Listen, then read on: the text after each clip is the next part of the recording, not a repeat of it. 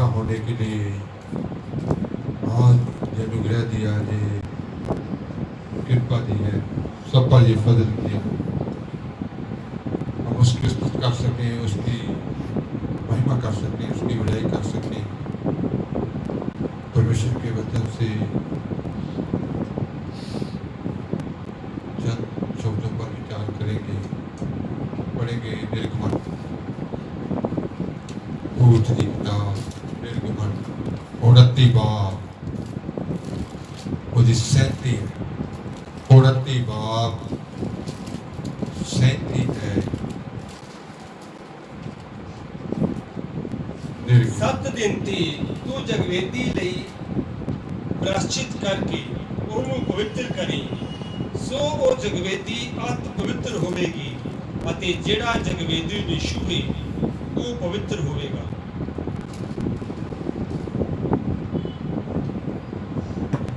हिंदी में भी देखते हैं। निर्गमन 29 बाब 37। 7 दिन तक वेदी के लिए प्रायश्चित करके उसे पवित्र करना, और वेदी परम पवित्र ठहरेगी, और जो कुछ उससे छू जाएगा वह भी पवित्र हो जाएगा। तो लिखा गया है कि वेदी जो है पवित्र ठहरेगी, और जो कोई भी उसको छुएगा वो क्या हो जाएगा? पवित्र हो जाएगा।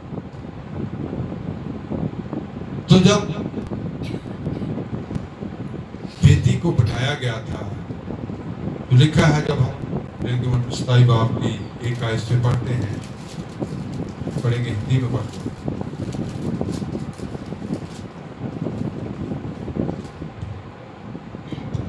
फिर वेदी को बबूल की लकड़ी की 5 हाथ लंबी और 5 हाथ चौड़ी बनवाना। वेदी चौकोर हो और उसकी ऊंचाई 3 हाथ की हो, और उसके चारों कोनों पर 4 सींग बनवाना। वे उस समेत एक ही टुकड़े के हों, और उसे पीतल से मढ़वाना, और उसकी राख उठाने के तो बाद वेदी को जब बनवाया गया था तो किस लकड़ से बनाया गया था? कौन सी लकड़ी का इस्तेमाल किया गया था? बबूल, सिटिम की लकड़ी, बबूल की लकड़ी। तो उसके बारे में लिखा गया है कि उसको 5 हाथ लंबाई, 5 हाथ चौड़ाई और 3 हाथ ऊंचाई। फिर उसको लिखा गया है कि बबूल की लकड़ी को पीतल से क्या करना है? मढ़वाना है। पीतल से उसको क्या करना है? मढ़वाना है, नाप देना है। तो 5 हाथ जो लंबाई और चौड़ाई लिखा गया है, ये 5 अंग, ये इंसान की 5 ज्ञान इंद्रियों को दर्शाता है। और फिर ये लिखा गया है कि 3 हाथ उसकी लंबाई, ये पिता, पुत्र और पवित्र आत्मा को दर्शाता है। पीतल, जो पीतल से उसको मढ़वाया गया था, पीतल खुदा की कृपा को दर्शाता है, उसके अनुग्रह को दर्शाता है। तो जो वेदी में आग जलती है वो मसीह लोगों के ऊपर आने वाली जो आजमाइशें होती हैं, जो परख होती है, वो आग रूपी परखें। लेकिन इसको बढ़वाया गया है, इसका मतलब है कि खुदा की कृपा क्या करती है? उस परखों में संभाल के रखती है।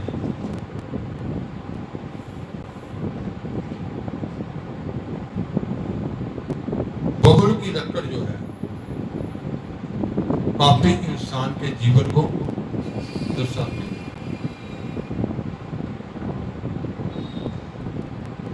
तो वेदी के बारे में ये लिखा गया है कि ये पवित्र हो, जो कोई उसको छूहे वो क्या हो जाए? पवित्र हो जाए। हम सब ने भी जगवेदी बनना है। हम सब ने भी क्या बनना है? जगवेदी बनना है।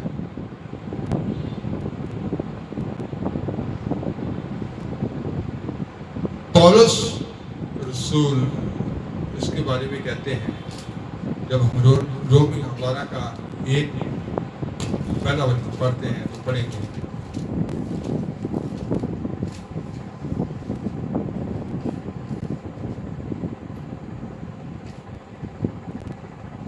इसलिए हे भाइयों, मैं तुमसे परमेश्वर की दया स्मरण दिलाकर विनती करता हूँ कि अपने शरीरों को जीवित और पवित्र और परमेश्वर को भावता हुआ बलिदान करके चढ़ाओ, यही तुम्हारी आत्मिक सेवा है। तो जब हम परमेश्वर के सामने भेंट लेकर आते हैं तो पौलुस ने क्या कहा कि तुम अपनी देही को जीवित, पवित्र और परमेश्वर को भावता हुआ बलिदान करके चढ़ाओ, वही तुम्हारी क्या है? आत्मिक सेवा। तो जब हम परमेश्वर के सामने आते हैं, जैसे पुराने नियम में शुद्ध पशुओं से, शुद्ध जानवर जो थे उसको बलि किया जाता था खुदा वेदी के ऊपर, तो शुद्ध जो जानवर थे उनके बारे में लिखा गया कि उनकी पहचान बताई गई थी। क्या बताई गई थी? कि उनका खुर, उस पशु का खुर फटा हो और उगाली करता। जो पशु का फटा हुआ जो खुर है, जो इस चीज को दर्शाता था, जब वो पशु को बलि करते थे तो उसको मुर्दा पशु की बलि नहीं चढ़ाते थे खुदा को। ये भी देखा जाता था कि कहीं ये अंधा ना हो, लंगड़ा ना हो, कोई भी बाज ना हो, उसमें बाज रहत पशु को क्या करते थे? बलि चढ़ाते थे। तो पौलुस ने कहा कि अपनी देही को जीवन, इसका मतलब मुर्दा जो है, मुर्दा पशु को खुदा के सामने कभी भी वो बलि नहीं चढ़ाते थे। तो आज हमने खुदा के सामने अपनी देही को बलिदान करना है जब, तो सबसे पहली बात है कि वहां लिखा गया है कि जीवत, आदम के पाप करने के कारण इंसान मुर्दा हालत में चला गया, क्योंकि लिखा गया कि जिस दिन तू सूरज का फल खाएगा तो उसी दिन क्या हो जाएगा? मर जाएगा। तो जैसे पौलुस ने कहा कि जैसे एक ही आदम के द्वारा पाप संसार में आया और पाप से मृत्यु आई, और मृत्यु सभी मनुष्यों में क्या हो गई? फैल गई। तो सबसे पहले तो हमने अपने आप को खुदा के सामने लेके आना, भेंट चढ़ाना है अपनी देही को। तो मुर्दा हालत से बाहर निकलना है। जो इंसान मुर्दा हालत में है, पाप में है, तो लिखा गया है कि उसके पुत्र यीशु मसीह का लहू हमें सब पापों से क्या करता है? तो यीशु के लहू के पास जब इंसान आता है तो उसको एक एक पाप को क्या करना है? अपने जीवन में मान लेना है, और जब तक वो अपना एक एक पाप नहीं मानते, पाप से छुटकारा। लेकिन इसमें लिखा गया है कि आज बहुत सारे लोग पहले भी मुर्दा हालत में थे, फिर जीवित हो गए, फिर मर गए। यहूदा 1:12 वचन में लिखा है, पढ़े।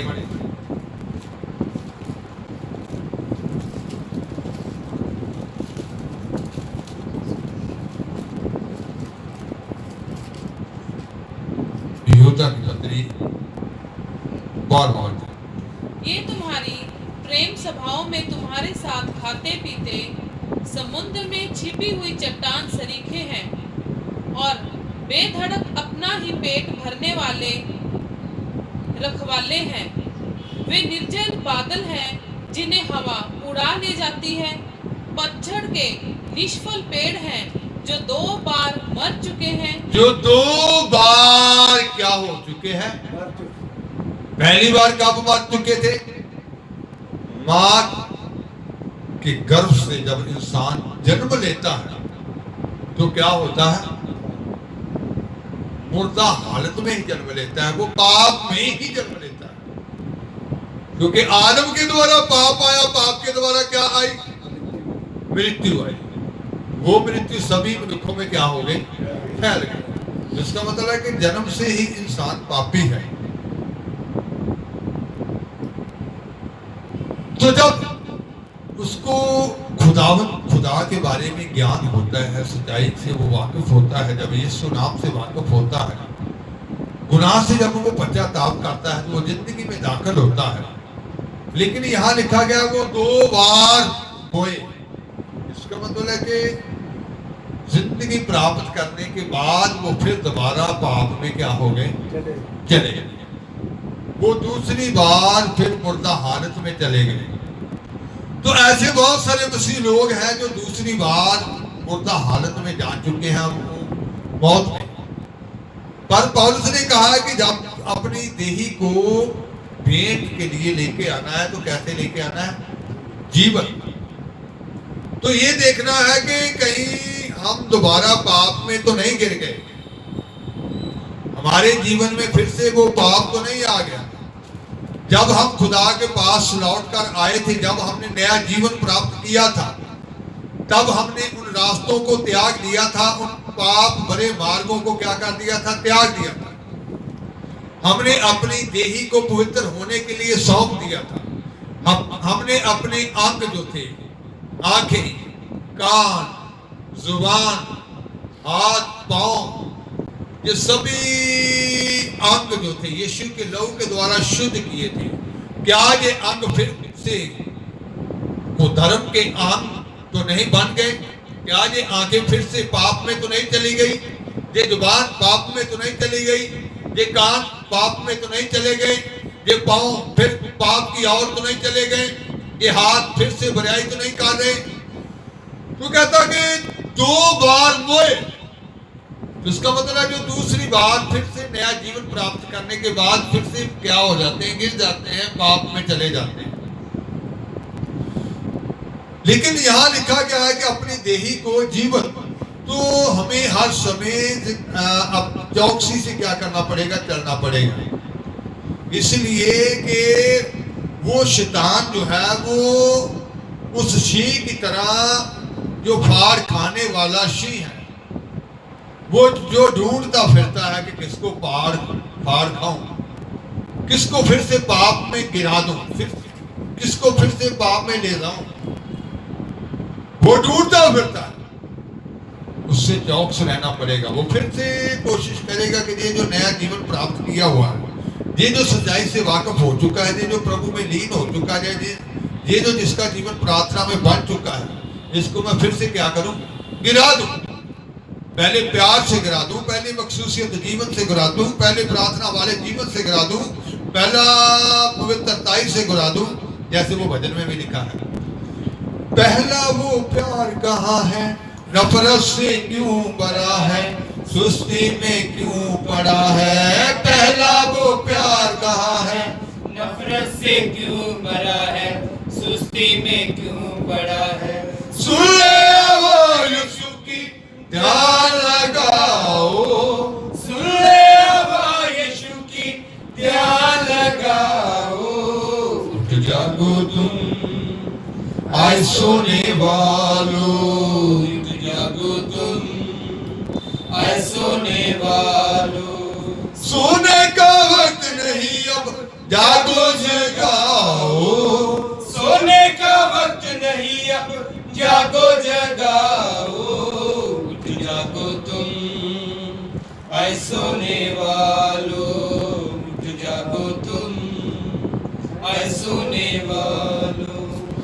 तो हमने अपनी देही को जीवित करना है। जीवित बनने के लिए यीशु के नाम में आना पड़ता है। नाम में, समझ रहे हैं? क्या आप नाम में हैं या नाम से बाहर है? नाम में, उसके अंदर,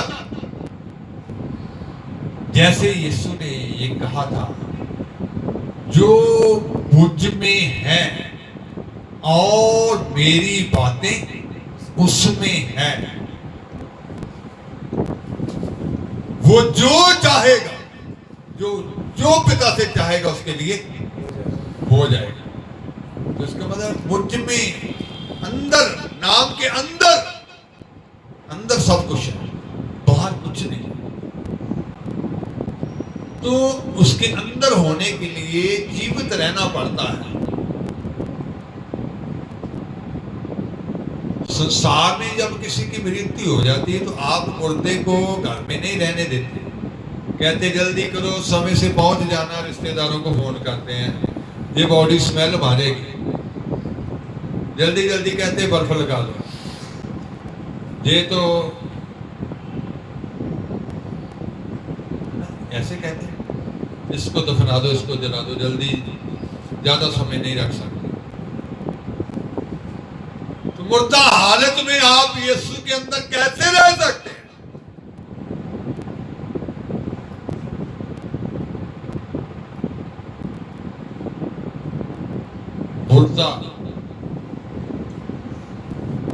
मुर्दे जो होते हैं उनकी, वो मुर्दा शरीर जो होता है वो क्या हो जाता है? गल सड़ जाता है,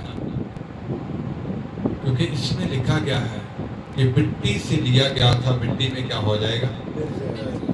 बड़े बड़े सूरमे इस धरती पे हुए हैं, बहुत बहादुर लोग, बड़े बड़े पीर पैगंबर, और ये आज उनकी मिट्टी हमारे पांव के नीचे है, तो कल को हमारी मिट्टी भी दूसरे के पांव के नीचे होगी, क्योंकि मिट्टी से लिया गया था, मिट्टी में चला जाएगा। तो ये मुर्दा हालत जो होते हैं, ये मिट्टी होती है, मिट्टी में चल गल थड़ जाएंगे, दफन हो जाएंगे। तो यीशु में आना है, उसके अंदर जाना है, तो पहले जीवित, अपनी देही को क्या करना पड़ेगा? जीवित। तो जीवित बनने के लिए पाप से माफी हासिल करनी पड़ती है। जब पाप से इंसान बाहर आता है, नया जीवन प्राप्त करता है, यीशु का लहू उसको शुद्ध करता है, जीवन, पवित्र। फिर उस देह को शुद्ध करना पड़ता है, पवित्र, पवित्र। तो वेदी जो है वो पवित्र है, उसको जो कोई भी छूहे वो क्या हो जाएगा? पवित्र हो जाएगा। हमारे यीशु मसीह भी हमारे लिए जिगवेदी बने।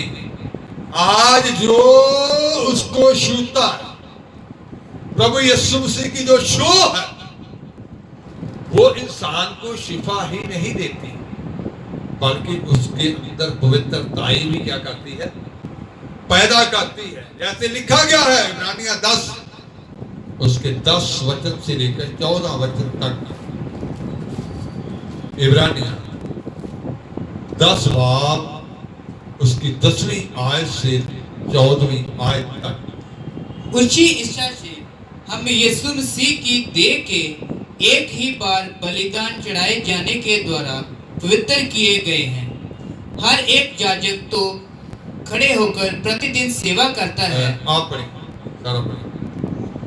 उसी इच्छा से हम यीशु मसीह की देह के एक ही बार बलिदान चढ़ाए जाने के द्वारा, उसकी इच्छा से, इसका मतलब है कि परमेश्वर की इच्छा थी, है आपके जीवन के बारे में, कि आप पवित्र हो जाएं, आप शुद्ध हो जाएं, आप उसकी मानिंद हो जाएं।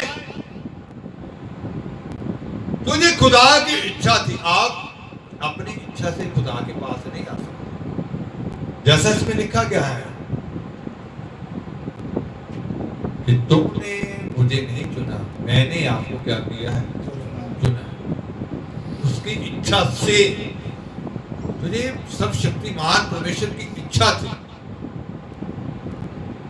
कि उसने आप पर ये अनुग्रह किया, उसने आप पर ये दया की कि आपको इस पापी शरीर में जो आप रहते हैं, आपको बुला लिया कि आप क्या हो जाए, शुद्ध हो जाए, पवित्र हो जाए।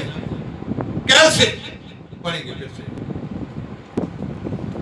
उसी इच्छा से हम यीशु मसीह की देह के एक ही बार बलिदान चढ़ाए हम यीशु मसीह की देह से एक ही बार बलिदान चढ़ाए जाने के द्वारा पवित्र किए गए हैं। एक ही बार बलिदान चढ़ाए जाने के द्वारा क्या किए गए हैं? पवित्र किए गए हैं। हर एक याजक तो खड़े होकर प्रतिदिन सेवा करता है और एक ही प्रकार के बलिदान को, जो पापों को कभी भी दूर नहीं कर सकते। जो पुराने नियम के याजक ने कहता कि हर एक याजक जो है प्रतिदिन खड़े होकर एक ही प्रकार के बलिदान चढ़ा के जो पापों को दूर नहीं कर सकते थे। हाँ जी। परंतु यह व्यक्ति तो पापों के बदले एक ही बलिदान सर्वदा के लिए चढ़ाकर परमेश्वर के दाहिने जा बैठा। तो यीशु मसीह के बारे में लिखा कि ये व्यक्ति तो, यीशु मसीह तो एक बार अपना बलिदान देकर, कुर्बान होकर, वो पुराने नियम के जो याजक थे वो बार बार पशु के क्या करते थे? जब किसी इंसान से वो पाप हो जाता फिर पशु लाओ, फिर बलि चढ़ाओ। लेकिन इसने तो कहता कि एक ही बार अपने आप को बलिदान कर दिया। तो एक ही बलिदान से क्या कर दिया है?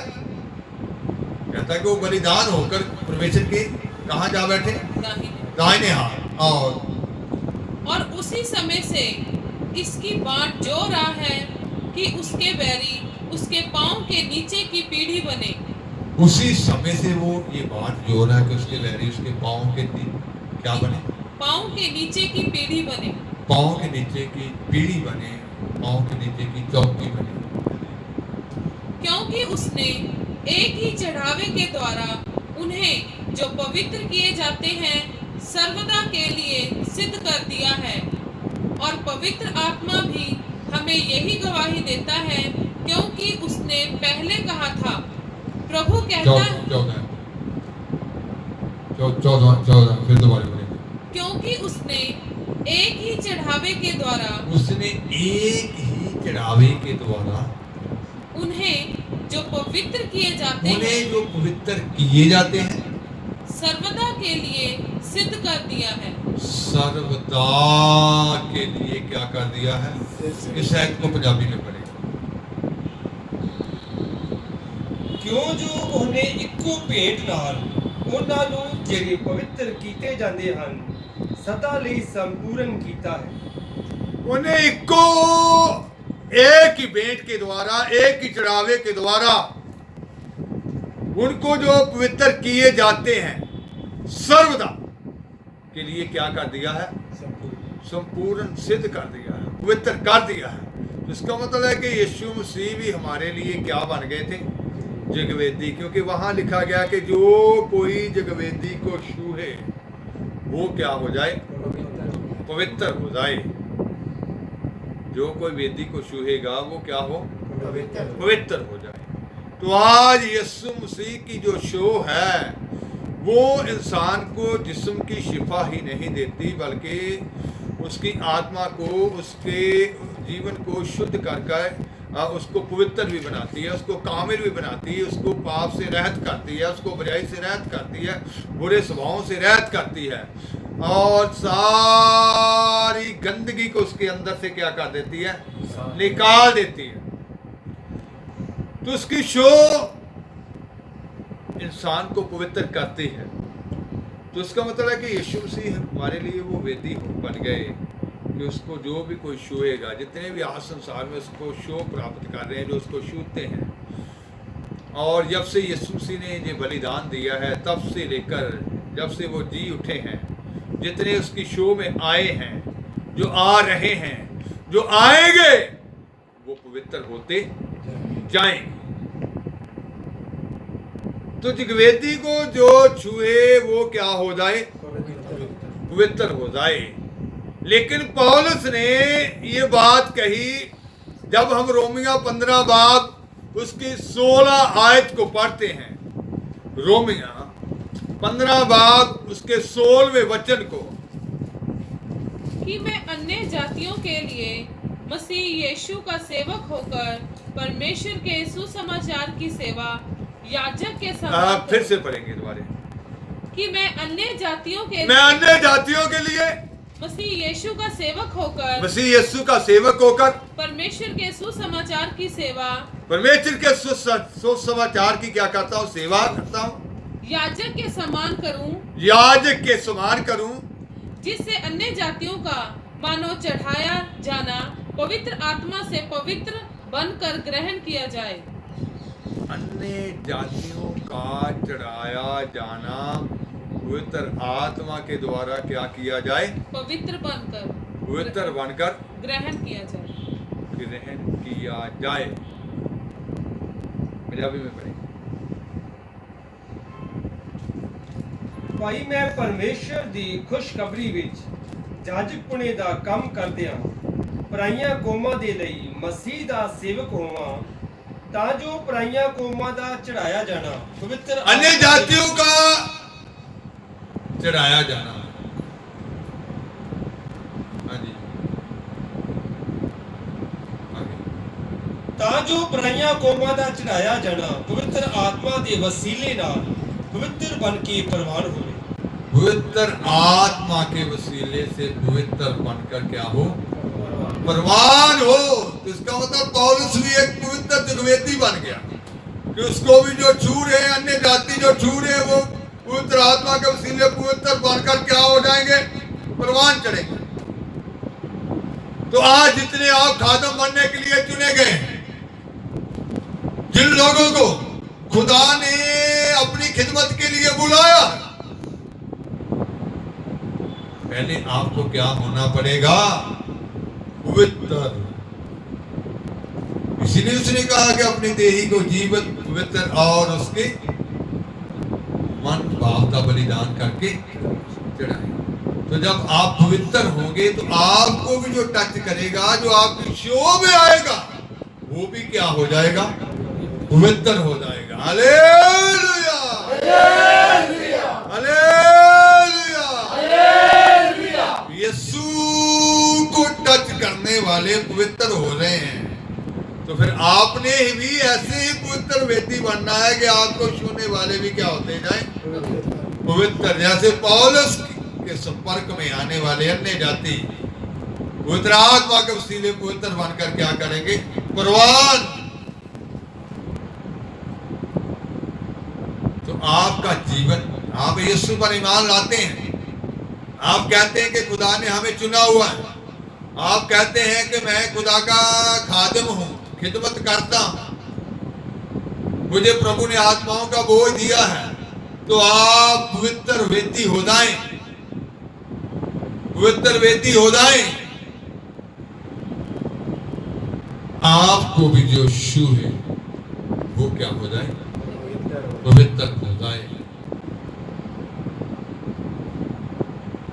पहले आप वेदी पर आते हैं, फिर आप खुद वेदी बन जाएंगे। फिर वो जो आपके पास आते हैं वो आपको छूने से क्या हो जाएंगे? पवित्र हो जाएंगे। इसका मतलब है कि खुदा की, जैसे इब्रानिया में हमें ये पढ़ने को मिला कि उसकी इच्छा से, कि उसकी इच्छा थी कि यीशु मसीह के द्वारा क्या हो जाए? सिद्ध, संपूर्ण, पवित्र हो जाए। तो खुदा की ये योजना नहीं है कि आप केवल जिस्म की ही शिफा प्राप्त करें।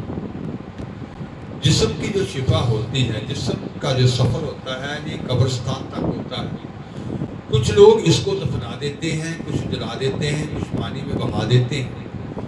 ये मिट्टी था, ये मिट्टी में चला जाएगा, लेकिन जो पवित्र किया जाता है वो ये हमारा आत्मा होना चाहिए। आत्मा का सफर जो होता है ये कब्रिस्तान के बाद शुरू होता है। अगर आपकी आत्मा शुद्ध हो चुकी है, पवित्र हो चुकी है, वो आप कहाँ जाएगी? अपने खुदा के पास। और आपने खुद ही पवित्र नहीं होना, लेकिन वहां लिखा गया कि आपने दूसरों को भी पवित्र विश्वास अति पवित्र बन जाए उसका चरित्र, तब होंगे हम पवित्र। विश्वास अति पवित्र बन जाए उसका चरित्र, तब होंगे हम पवित्र। होगा मिलन हवा में सर को उठाओ, होगा मिलन हवा में सर को उठाओ। उठ जागो तुम आज सोने वालों, उठ जागो तुम ऐ सोने वालों। सोने का वक्त नहीं अब जागो जगाओ, सोने का वक्त नहीं अब जागो जगाओ। उठ जागो तुम ऐ सोने वालों। तो अगर आपकी देही अभी पवित्र नहीं, आंखें बुरा देखती हैं, कान बुरा सुनते हैं, जुबान बुरा बोलती है, ये आपके वाक्यों में नहीं है। जुबान कैंची की तरह नहीं चलनी चाहिए। कैंची क्या करती है? काटती है। सुई क्या करती है? ये जुबान मिलाप कराने वाली हो, मेल कराने वाली हो, काटने वाली नहीं हो, फूट डालने वाली नहीं हो। अगर आपके कदम डगमगा चुके हैं, हाथ बुराई कर रहे हैं, जुबान झूठ बोल रही है, तो अभी भी इन अंगों को, अगर आप दोबारा मुर्दा हाथ में इन अंगों को क्या करें? फिर से यीशु के लहू के नीचे लेके आए, अपनी देही को जीवन पवित्र और उसके मन भावता बलिदान करके चढ़ाना है, क्योंकि आपको पवित्र वेदी बनने के लिए बुलाया गया है।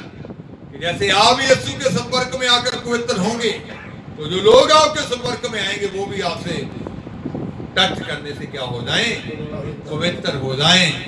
तो आज ही अपने जीवन के ऊपर ये विचार करें कि कहीं आप दोबारा पाप में नहीं चले गए।